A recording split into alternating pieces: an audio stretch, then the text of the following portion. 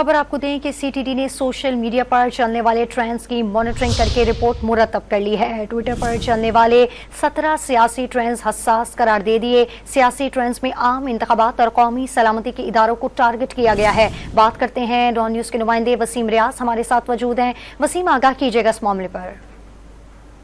जी देखिए, social media पर 3 माह के दौरान चलने वाले ट्रेंड्स की मॉनिटरिंग कर सीटीडी ने रिपोर्ट जो है वो तैयार की और इस रिपोर्ट के मुताबिक ट्विटर पर चलने वाले 17 सियासी ट्रेंड्स खास करार दिए गए हैं। सियासी ट्रेंड्स में आम इंतखाबात और कौमी सलामती के इदारों को जो है वो टारगेट किया गया है।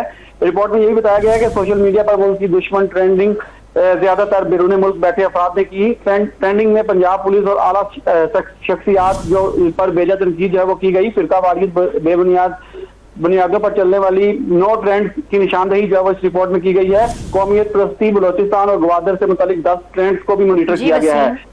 रिपोर्ट में मजीद बताया गया कि सोशल मीडिया पर ट्रेंड के जरिए बदनामी फैलाने वालों के खिलाफ कार्रवाई की जाएगी। सीटीडी ने सोशल मीडिया पर बदनामी फैलाने वाले 2836 पेजेस और शुक्रिया तफसीलात देने के लिए वसीम रियाज आपका।